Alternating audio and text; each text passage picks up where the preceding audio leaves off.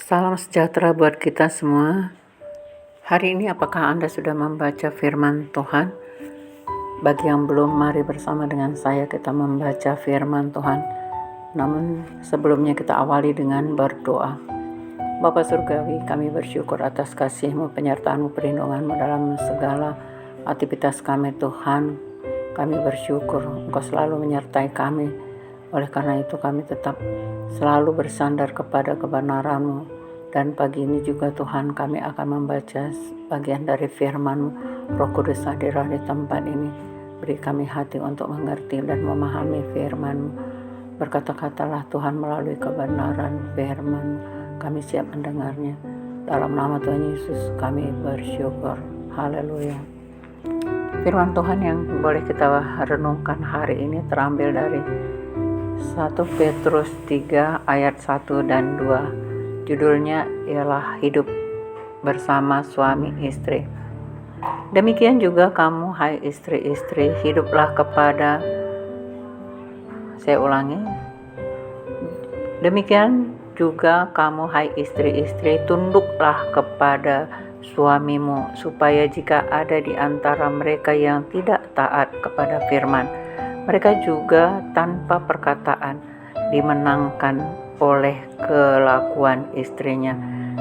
Jika mereka melihat bagaimana murni dan salehnya hidup istri mereka itu. Nah, hari ini bagi para istri diingatkan oleh firman Tuhan supaya istri-istri tunduk kepada suami. Jadi ini perintah saudaraku. Hai istri-istri, tunduklah kepada suamimu. Jadi tunduk artinya bukan kita tunduk, kita menundukkan kepala, tetapi artinya kita harus menghormati suami kita dalam segala kehidupan kita. Supaya jika ada di antara mereka yang tidak taat, jadi barangkali ada suami-suami yang tidak taat kepada firman Tuhan. Ya, barangkali mereka malas membaca firman Tuhan, mereka suka mabuk-mabukan, mereka suka berjudi, atau mereka melakukan perselingkuhan dan sebagainya. Hari ini Tuhan ingatkan bahwa supaya jika ada di antara suami-suami itu yang tidak taat kepada firman, mereka juga tanpa perkataan dimenangkan oleh kelakuan istrinya. Jadi istri di sini dituntut tidak untuk cerewet saudaraku, karena biasanya istri itu suka berbicara banyak ya, atau disebut dengan cerewet. Jadi suka ngomel, suka ngoceh dan seterusnya.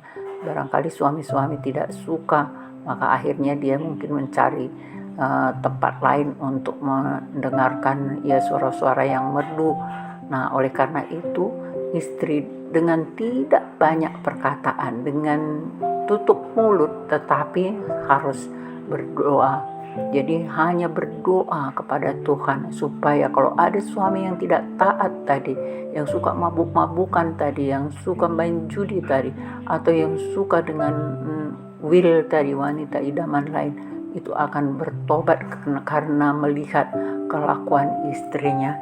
Nah, kita baca selanjutnya. Jika mereka melihat bagaimana murni dan salehnya hidup istri mereka itu. Nah, karena kesalehan istri itulah yang mempertobatkan mereka.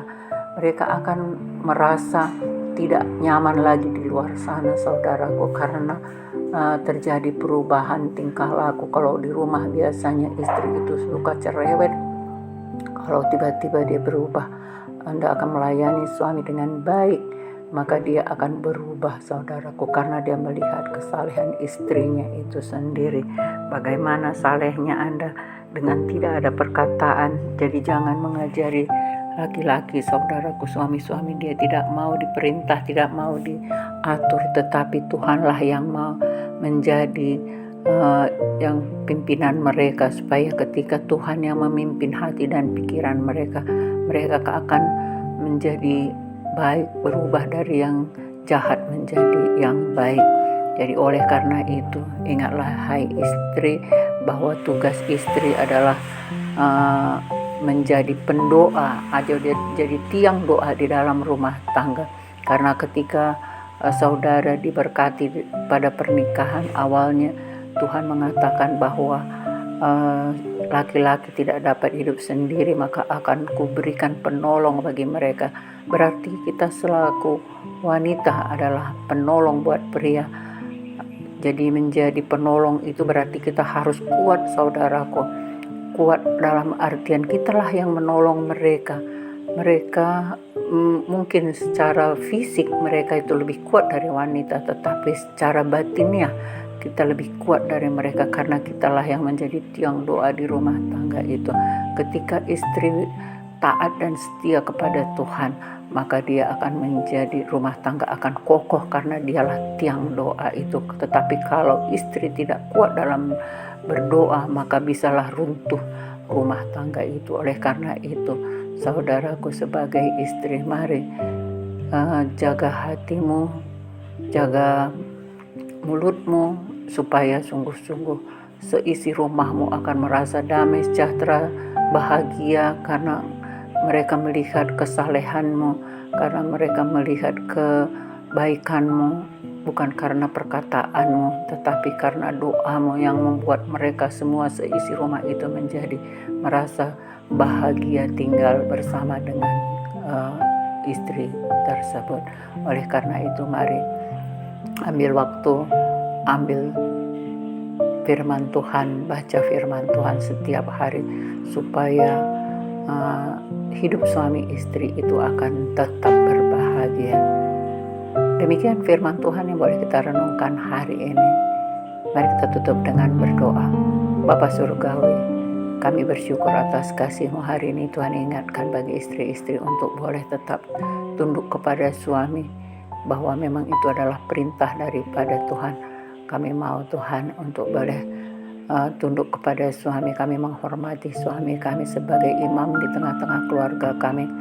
Biarlah kami senantiasa boleh menjadi tiang doa di rumah kami, untuk menjadi penolong bagi suami kami, menjadi penolong juga buat anak-anak kami. Terima kasih Bapa Surgawi, mampukan kami untuk kami boleh menjadi istri yang saleh, yang takut akan Tuhan, dan selalu mengambil waktu untuk berdoa, membaca firman Tuhan, dan bersyukur kepada Tuhan setiap waktu. Jadikan kami istri yang setia, yang takut akan Tuhan. Terima kasih Bapa, kami bersyukur atas penyertaan-Mu. Dalam nama Tuhan Yesus kami berdoa. Haleluya.